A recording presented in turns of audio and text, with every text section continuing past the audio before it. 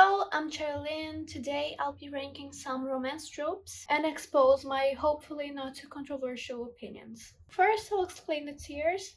Perfection, I don't need to explain it. It's the tropes that I eat up every time, and the author would have to screw up very hard to make it dislikable for me.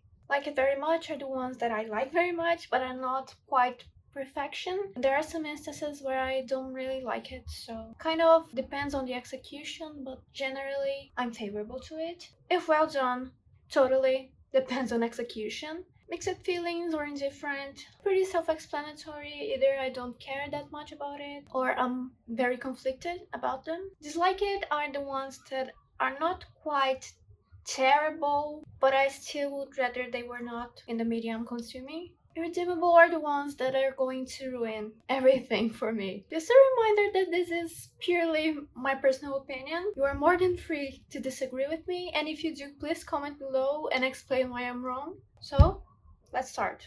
Teacher, student. So, you notice a pattern with my taste. If it involves like unbalanced power dynamics, I generally really not like it, and teacher student is a very good example of that. Like, I mean, it could be well done, but very rarely it is, and I can't think of an example that does it right, so I'll put it dislike it, just because there are some things here that I hate even more, but I really don't like it. I'd rather it was not done.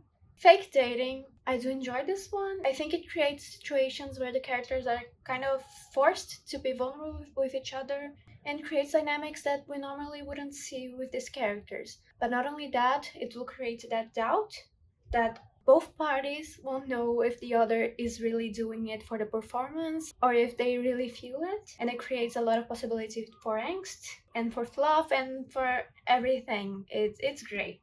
I'll put it in perfection. Sports romance.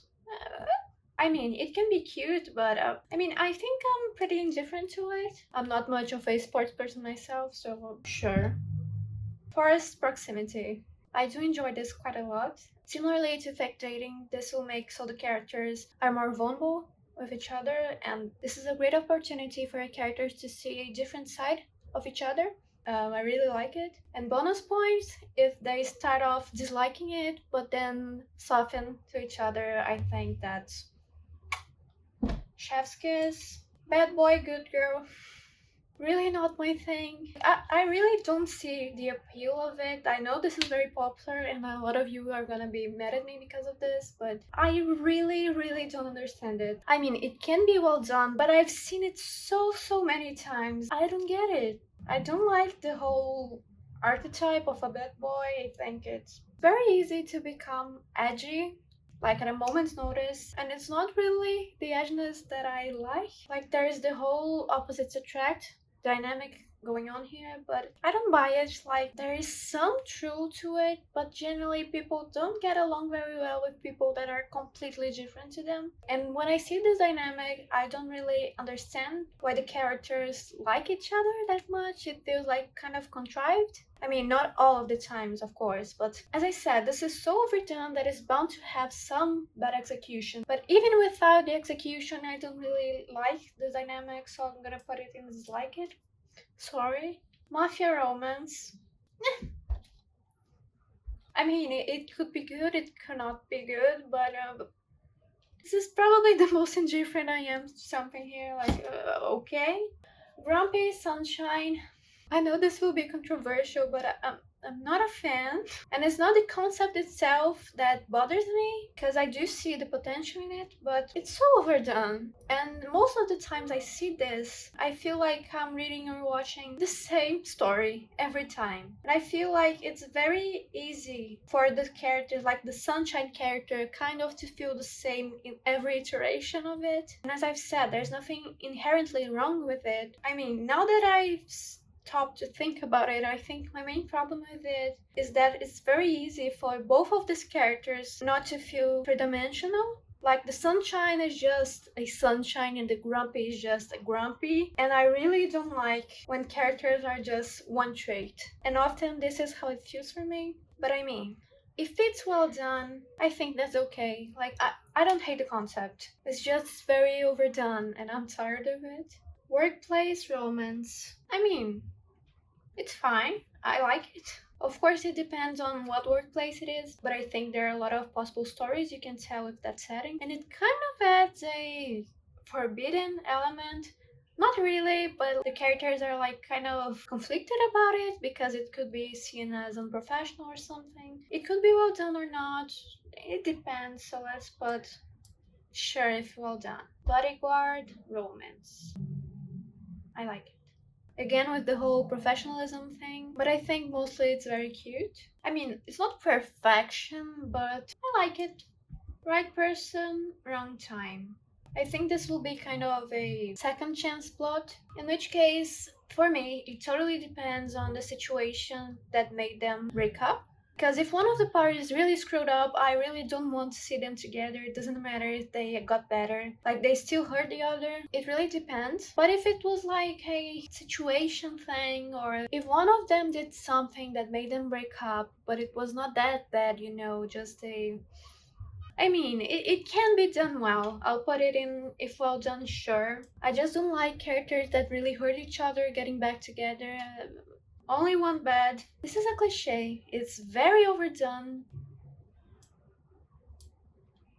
There's a reason this one is overdone. It's fitting that it's close to forced proximity because it is forced proximity. Normally when I hear people talking about this one, they generally like when they create like a pillow barrier so they won't touch each other during the night and stuff, but then they wake up like hugging each other. And of course it's great, but that's not really the part that I like about it. I really like the interval between they laying down and sleeping, like when they're close to each other and they're talking, and I like when they make the conscious decision to cuddle or to hold hands or whatever, and doing all of that without telling each other about their feelings. Like they're pretending this is all completely platonic, but it's obviously not. Love at first sight. Irredeemable. I hate this. First things first, love at first sight doesn't exist. You can't love someone if you don't know them. You can be attracted to them, of course, but not love. And I hate it when it's portrayed like the characters actually love each other, even if they just talked once. That doesn't happen. You can be infatuated with someone, but it's not love.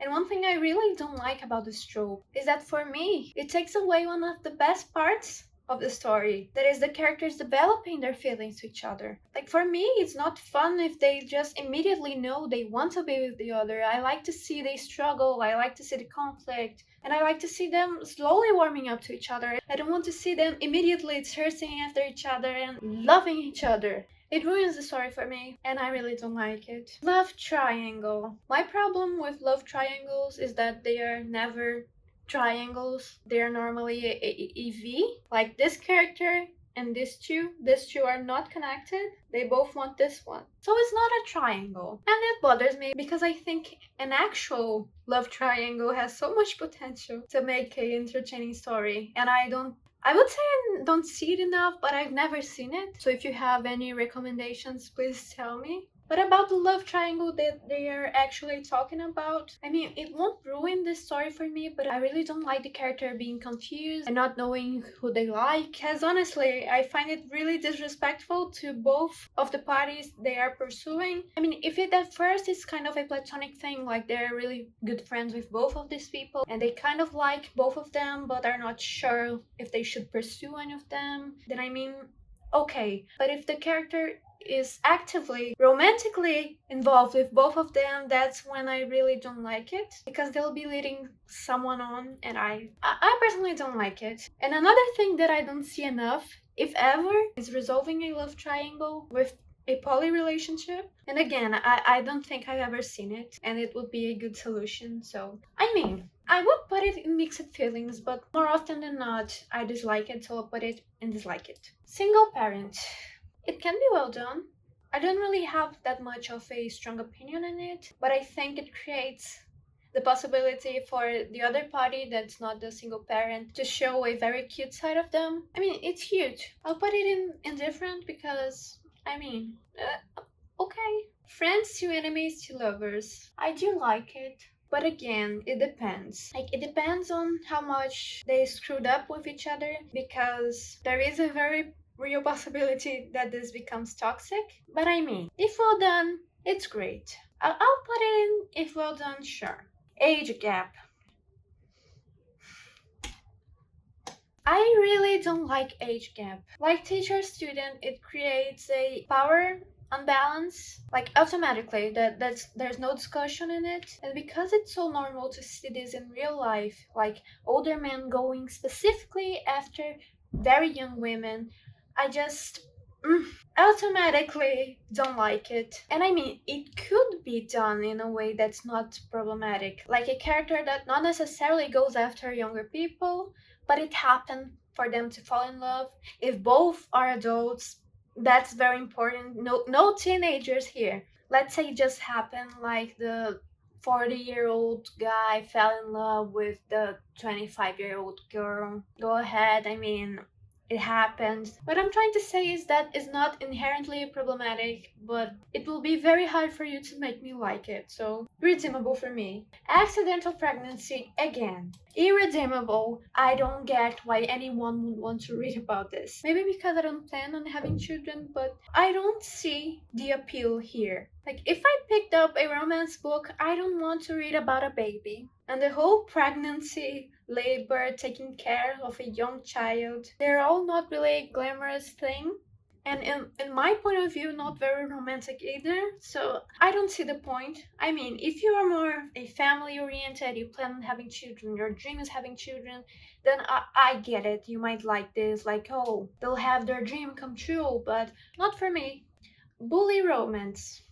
I don't like it. I'll put in dislike it. But there's an important distinction I don't see people making. There's a difference between you messing with someone and you bullying someone, and it depends a lot on the bullied character's reaction. Like if they are in the same hierarchy in the school or something, and one of them is kind of just annoying to the other, messes with them, but they don't really care that much. I don't know. I hope you understand what I'm saying. Because if the bully was the more popular one and they really make the bullied feel terrible, and I don't see why that would be appealing. Like if they were really, really cruel to the other. The point I'm trying to get to is that if the bullying is not that bad and the bullied character is not that impacted by it, then okay, it could work. But if it's like heavy bullying and the bullied character is really upset by it, then no.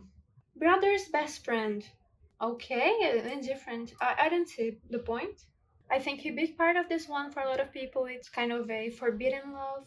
And it's not really my thing. Like, forbidden romances are great for plot reasons. You could use it to justify why the characters aren't together already. But I don't think most people like it for narrative reasons. But yeah, this whole forbidden thing, it's just okay. Go ahead, it can be well done, but the trope itself does nothing for me. I don't love it, I don't hate it, it's just okay. Friends with benefits to lovers. I don't see a lot of different stories that can be told with this one. I mean, I can be wrong, but the only story that I see is that they are friends with benefits, but then they realize they started really liking each other, but then they'll be concerned about, oh, I shouldn't be liking them. It's just a casual thing. And then in the end, they'll confess and will be together. And again, I can be wrong, but I feel this is the only one. And it's not particularly my cup of tea. Like, I don't hate it. I don't think it's redeemable. I dislike it. I don't hate it, but I dislike it. Enemies to lovers.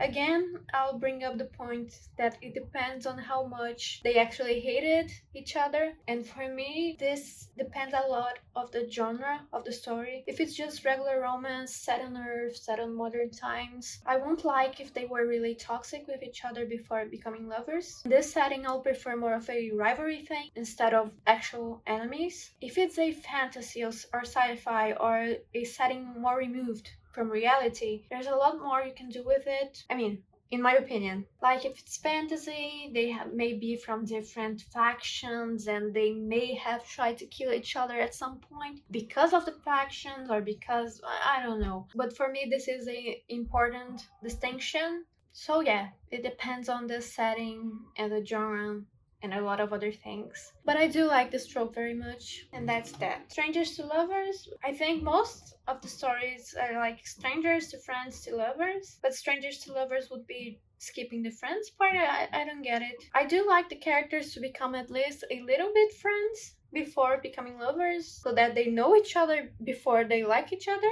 For this list, I'll assume strangers to lovers skips that part, in which case I dislike it. But I may be misinterpreting it. Childhood friends to lovers. I feel like I have a controversial opinion on this one. I don't really like it, but it depends. There are two situations. The first one, they grew up together, they have been together their whole life, and that's the one that I don't like. And this is probably because of my own experiences, because I see all my childhood friends that I grew up with as my siblings, and I'm not really like consider them family and stuff, but there's kind of this barrier, like this platonic barrier that I would never cross with them just because we were raised together, we grew up together, and I've seen them in all stages that I cannot understand how a relationship would happen there. But I know not everyone feels like this. But now the second possibility is the one that I'm okay with, is that the characters were childhood friends but then got separated and then reunited, and that's okay. But if they were like together in every stage of their childhood, teenage years, I don't like it. But again, this is my personal opinion. I'll put it in mixed feelings. Slow burn. Slow burn is a requirement for me. Like, I really dislike stories where the characters get together too quickly. Of course, the slow burn could be too slow, in which case is also not ideal. But there's like the sweet spot where they should get together, and I don't know how anyone could disagree with this. One of us is famous. Completely indifferent. I think the more common form of this is where the love interest is the famous one and the main character is not. And for me, it normally feels a lot like wish fulfillment. There's nothing wrong with wish fulfillment. The problem is when it takes me out of the story. And this is one of the cases where it does for me. And I don't really like it that much, but I think it could be interesting, especially if it's the other way around, like the main character is famous and falls for a non-famous person. I don't have that much of a strong opinion either way, so I hate everyone in the world but you. I know a lot of people love this one, but I'll put it with well done. This can be so edgy, like in the wrong ways for me. If it's like just free misanthropy, for no reason. The characters just hate everyone, but for some reason they don't hate the MC. I don't like it, but like if the character has a reason to hate everyone, and if they don't literally hate everyone, they are just like aloof and stuff, then sure. But if the character just genuinely hates all people, they're not the love interest, it's not for me. Right person, not enough time. I guess this is when someone is going to die or move out or something. I may be wrong, but isn't a good ending a requirement for the romance genre? Like if it's a romance but it doesn't end well, it becomes a drama, not a romance. I may be wrong, but I think so, in which case this is not really a romance trope, or is it? I don't know, I'm confused. But anyway, I don't like it. Not irredeemable, but I don't like it. Like, if I'm reading a romance, it's generally to be happy, and this is not going to make me happy, so not for me. Friends to lovers. I'm also confused by this one. I never really know what people mean when they say friends to lovers. It's like when they were friends for a long time, or just friends, or... But I mean, for me, it's kind of a requirement for them to be friends before they get together. I'll put it in not like it very much just because I'm confused and there's only one entry there, but I need the characters to be friends before they hook up. That's basically what I'm trying to say. And last, good boy, bad girl.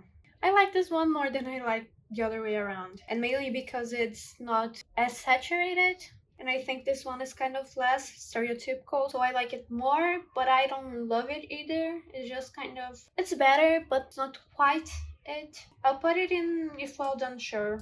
And yeah, this is the list. This is purely personal opinion, and comment down below if you disagree with me. I'm open to change my mind. I didn't create this tier list, I just found it. I'll link it in the description in case you want to make your own. And this is it. This was my first unscripted video. I have no idea what I'm doing, but I hope it was enjoyable, or at least watchable. I have other writing videos. If you're interested, please go watch them. And this is it. Thank you for watching.